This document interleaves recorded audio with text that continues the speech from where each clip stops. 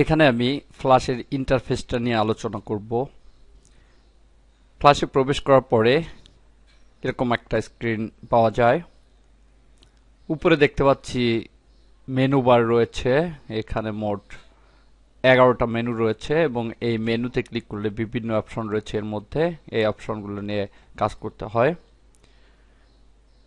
এই অংশটাকে বলে স্টেজ। মূলত এটা অন্যান্য প্রোগ্রামে যে পেজ যেটাকে বলি, এখানে সেটাকে বলা হয় স্টেজ। এখানেই ড্রয়িং করতে হয় বা অ্যানিমেশন করতে হয়, যে কাজগুলো করতে হয় এই স্টেজের উপরেই করতে হয়। নিচে দেখতে পাচ্ছি টাইম লাইন। টাইম লাইনের দুইটা অংশ থাকে, বাম পাশের অংশে লেয়ার এবং ডান পাশের অংশে ফ্রেম। এই ফ্রেমের মাধ্যমে বিভিন্ন অ্যানিমেশন তৈরি করতে হয়। যখন আমি অ্যানিমেশন তৈরি করে দেখাবো তখন এই ফ্রেমটা বোঝাবো। এটা হচ্ছে প্যানেল। এখানে দুইটা প্যানেল দেখতে পাচ্ছি, একটা হচ্ছে প্রপার্টিস প্যানেল।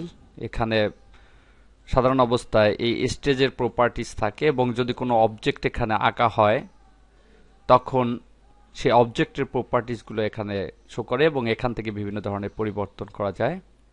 এটা হচ্ছে লাইব্রেরি।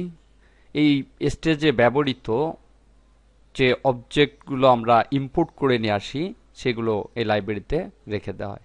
শুধু ইম্পোর্ট নয়, এর ভিতরে যেগুলো আমরা বিভিন্ন সিম্বল তৈরি করি সেগুলো এখানে থাকে। আবার বাইরে থেকে যে গ্রাফিক্সগুলো আনি, অডিওগুলো আনি, ভিডিওগুলো আনি, সেগুলো এই লাইব্রেরিতে জমা থাকে।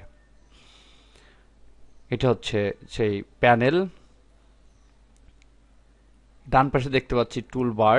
এখানে 3 ধরনের টুল রয়েছে: ক্রিয়েটিং, মডিফাইং এবং সিলেক্টেড টুল।